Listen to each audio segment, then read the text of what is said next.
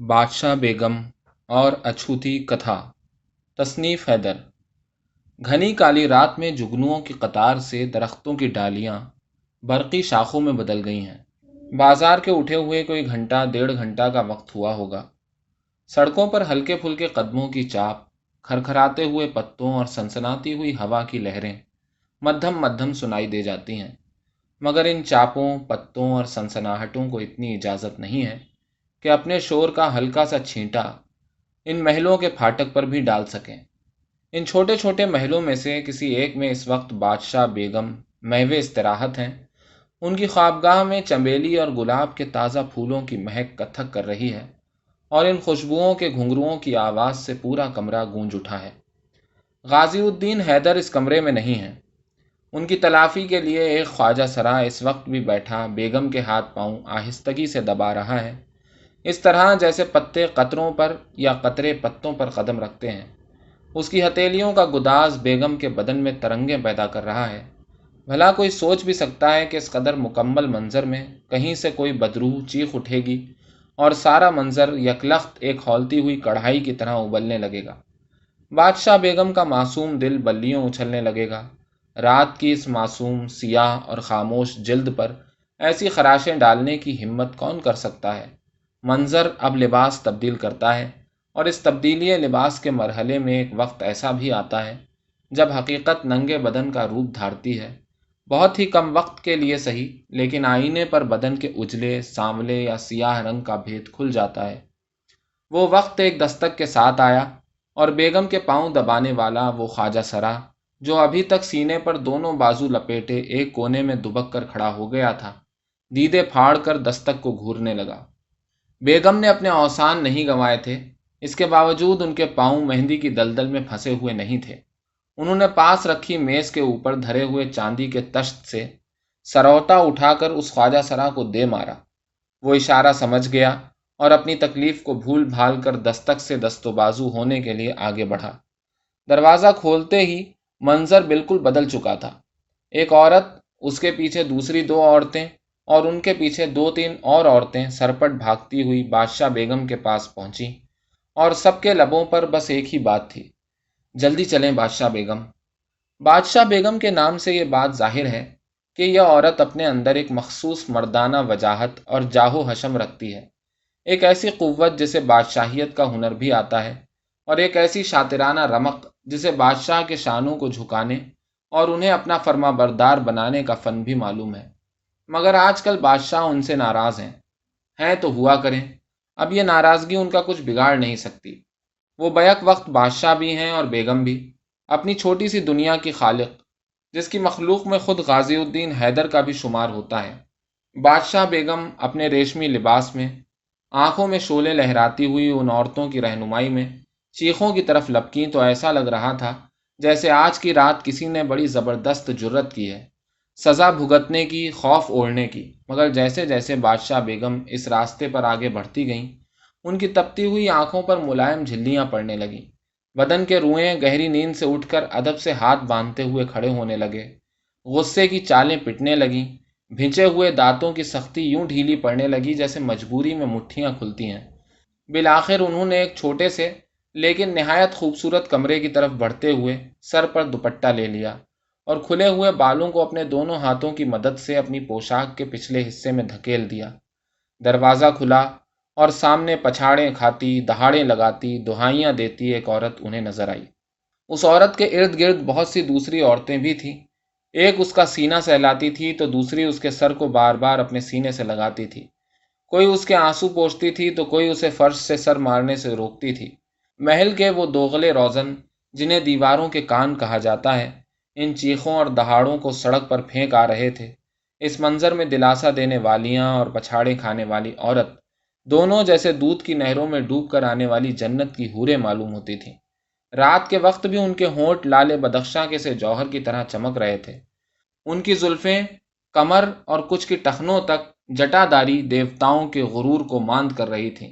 سینے اول تو راز خفتہ کی طرح دبے اور کچلے ہوئے منو گہرے لباس کے نیچے دفن تھے، مگر ان کے آثار بھی جوبن کی اٹھتی ہوئی انگڑائیوں کا بال بیکا نہ کر سکے تھے۔ آنکھیں اس آخری اداسی کی رات کی طرح کاجلوں میں لپٹی ہوئی اور بوسوں میں نہائی ہوئی معلوم ہو رہی تھیں، جن میں سفید و سیاہ کے ساتھ گلابی ڈوروں کے سٹیک اور فنکارانہ استعمال کی دلیل ملتی تھی۔ بیگم کے ساتھ وارد ہونے والی دوسری عورتوں نے ایک اشارے پر اس عورت کو اپنے ہاتھوں میں جکڑا۔ بادشاہ بیگم گھٹنوں کے بل بیٹھ گئیں اور بڑے ادب سے اس عورت سے مخاطب ہوئیں۔ اچھوتی صاحبہ، آپ ایسی مقدس و عظیم ہستی کسی بات سے ایسی رنجیدہ خاطر ہو کہ فرش و عرش کو اپنی گریہ و زاری سے دہلا دے۔ ضرور کوئی ایسی ہی بات ہے جو آپ کے طب نازک پر گراں گزری ہے۔ آپ امام جعفر صادق علیہ السلام کی زوج ہیں، کیا وہ بھی میری کسی گستاخی پر مجھ سے نالاں ہیں؟ اگر ایسی بات ہے تو یہ تمام تخت و تاج، زر و جواہر ابھی کھڑے کھڑے غریبوں میں صدقہ خیرات کر دوں گی، اور جنگل و دشت کی راہ لوں گی کہ آپ کی اور اپنے امام کی ناراضگی کے بعد تو وہی میرا ٹھکانہ ہے۔ آنسو میرے لیے آب حیات ہیں، اور ان کا ہر ایک قطرہ میری غیرت و پشیمانی کا دمکتا ہوا دانہ ہے۔ میں خود تو تاہین حیات تا دم مرگ آپ کے اور امام کے غم میں برچھیوں سے اپنے بدن کو تار تار کر سکتی ہوں، مگر آپ کی یہ چاک گریبانی مجھ سے نہیں دیکھی جاتی۔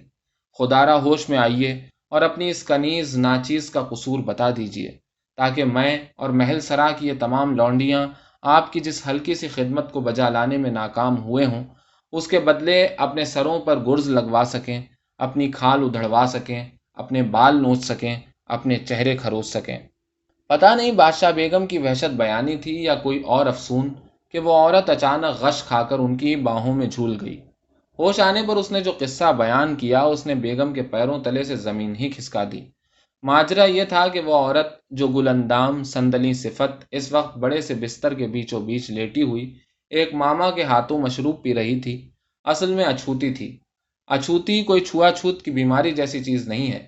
یہ نام تاریخ اودھ کی ایک مقدس لیکن غضبناک سزا کا مترادف ہے، تو دوسری طرف تاریخ ہند کے ایک ایسے قضیے سے تعلق رکھتا ہے جس سے یہ بات واضح ہوتی ہے کہ کسی کو یہاں مذہب نے ملچ، کمزور، کالا اور چھوٹے طبقے کا فرد کہہ کر اچھوت سمجھا، تو کسی کو کاندھے پر بٹھا کر خوبصورتی کی انتہاؤں کی پاداش میں اچھوت یعنی ایسی ہستی بنا دیا جسے چھونے سے پہلے انسانی ہاتھ کانپ اٹھیں، جس کو پانے کیا دیکھنے کی حسرت کے تصور سے بھی انسانی ذہن ڈرنے اور جھجکنے لگے۔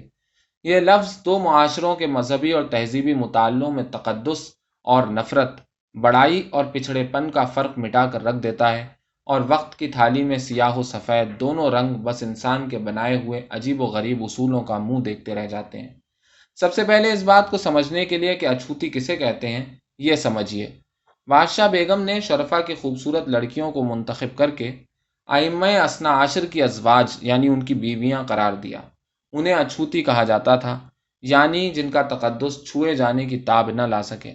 ان کی اتنی خاطر اور تعظیم کی جاتی جیسے وہ واقعی اماموں کی بیگمات ہوں۔ ان کے یہاں اماموں کی ولادت بھی ہوتی تھی، لیکن انہیں شادی کی اجازت نہ تھی۔ ان کے نام پر سال میں طرح طرح کے جشن منائے جاتے تھے۔ بیگم کے پاؤں سے زمین کیوں کھسکی، اس کے بارے میں آئیے نجم الغنی مؤلف تاریخ اودھ کی زبانی سنتے ہیں۔ اس کے بعد غازی الدین حیدر کے زمانے میں ایک عورت کے ذریعے خوبصورت عورتوں پر کیے جانے والے ظلم کا جائزہ لینے کی بھی کچھ اپنی سی کوشش کریں گے۔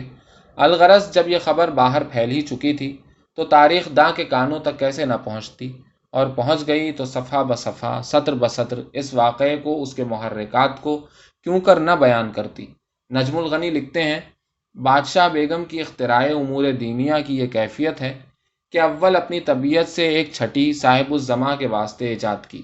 چھٹی یہ ہے کہ زچہ عورت جننے سے چند دن کے بعد ماں بچہ کے غسل کرتی ہے اور عمدہ لباس پہن کر جلسہ کرتی ہے، اعزا کو مہمان بلاتی ہے۔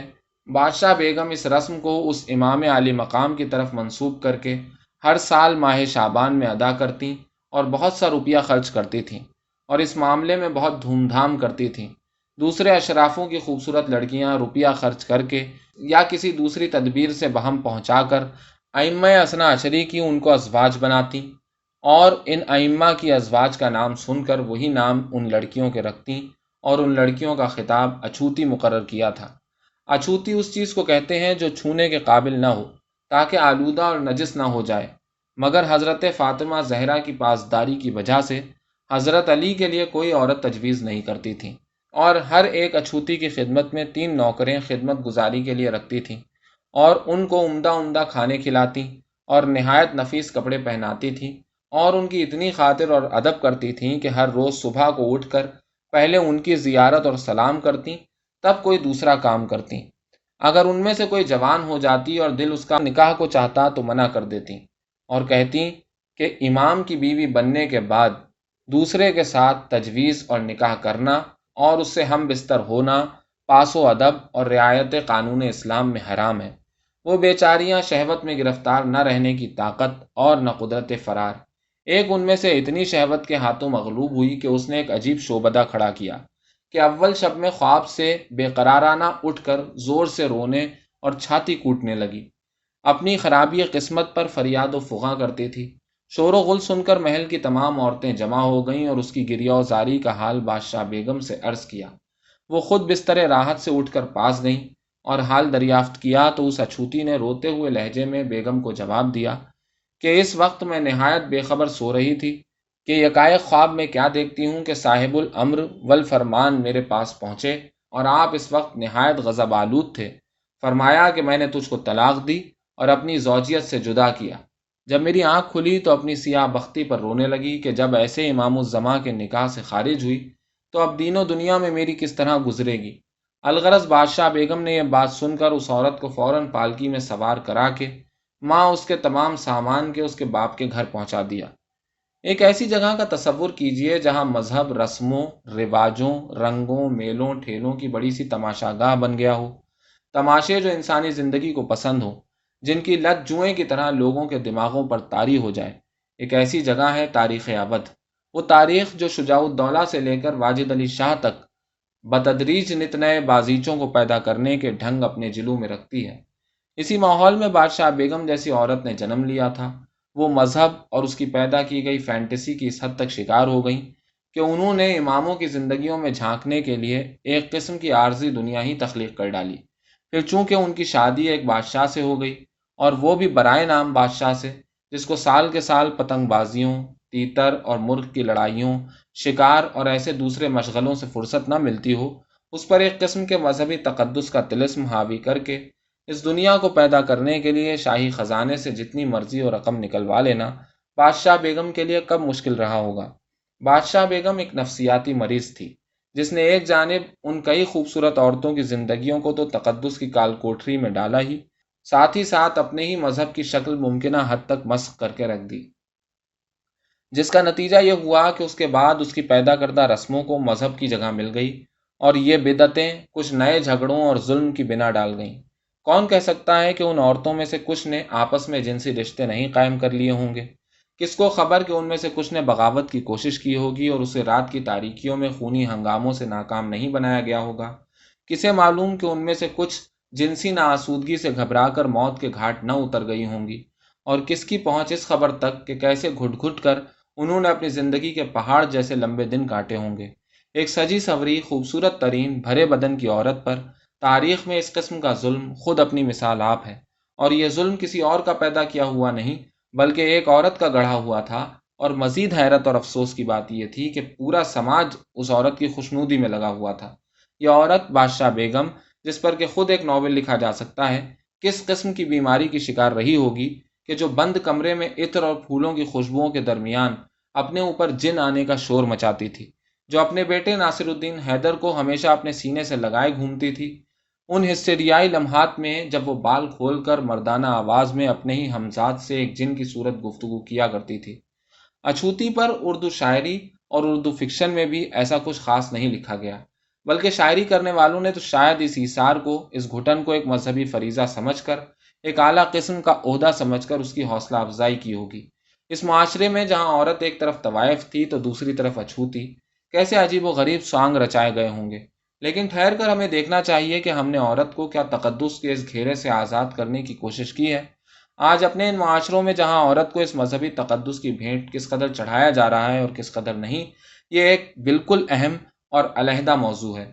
لیکن اس وقت ہمیں دیکھنا یہ چاہیے کہ ہم کیا اپنی بہنوں، ماؤں، بیٹیوں، دوستوں اور اپنی دوسری جاننے والی عورتوں کو یہ اجازت دے سکے ہیں کہ وہ اپنی کھلی آنکھوں سے دنیا دیکھ کر اپنے لیے ایک پسندیدہ رشتے کا انتخاب کر سکیں۔ اگر انہیں موجودہ رشتے پسند نہیں ہیں، اگر وہ اپنی زندگی کے موجودہ حالات سے مطمئن نہیں ہیں، تو اس کا نقشہ بدل کر دیکھ سکتی ہیں، دیکھنا تو کیا، ان کے ایسا سوچنے پر بھی ہمارے لیے وہ ایک میلی ذہنیت کی عورت میں بدل جائیں گی، جن میں اور اوباش عورتوں میں ہم کسی قسم کا فرق نہیں کریں گے۔ ہم نے اپنی تسلی کے لیے خود کو یہ یقین دلا دیا ہے کہ ہم نے عورت کی ناک پر اپنی ہتھیلی کی گرفت کچھ ڈھیلی کر دی ہے، لیکن اس سے پوچھنا گوارا نہیں کیا کہ کیا اسے بھی سانس لینے میں کچھ سہولت مل سکی ہے، اور کیا بادشاہ بیگم کا وجود بھی سوسائٹی سے ختم ہو چکا ہے۔ اب وہ بادشاہ نہیں رہی، لیکن خطرناک بات یہ ہے کہ وہ ہمارے اور آپ کے پڑوس میں آباد ہے، ہر جگہ، ہر گلی، ہر محلے میں، جو کسی بھی دوسری عورت کو رسم و رواجوں پر قربان کر دینے کے لیے کمر بستہ ہے، کبھی اسے بہلا پھسلا کر، کبھی مذہب کے نام پر ڈرا دھمکا کر ایک ایسی آگ میں دھکیلا جا رہا ہے جس میں اس کا بدن ہی نہیں، روح بھی جھلس جاتی ہے۔ عورتوں نے سماج میں دوسری عورتوں اور لڑکیوں کے لیے بدنامی اور نیک نامی کے جو سخت گیر قسم کے اصول طے کر رکھے ہیں، وہ مرد کی طاقت اور عورت کی مظلومیت کو بڑھانے میں ہر طور سے مددگار ہیں۔ میں تاریخ ابد میں ایک مثال ڈھونڈ رہا ہوں کہ کیا کسی اچھوتی نے ایسی بغاوت کی کوشش بھی کی تھی جس سے اس رسم کی بیمار ذہنیت کو اوریاں کرنے میں تھوڑی سی بھی مدد مل سکی ہو۔ مجھے تو ابھی ایسی کوئی مثال نہیں ملی، آگے بھی اگر نہیں مل سکی تو میں تاریخ کے پردوں کو چیرتا ہوا بادشاہ بیگم کے قائم کیے ہوئے اچھوتوں میں سے ایک ایک دروازہ کھول کر جھانکوں گا۔ شاید کسی اچھوتی کی آنکھوں میں مجھے وہ جرت کی قندیل نظر آئے اور میں اسے اپنی تخلیق، یعنی ایک ناول کی صورت میں، مستقبل کی ساری عورتوں اور لڑکیوں کے لیے دہکتی ہوئی لپٹوں میں تبدیل کر دوں۔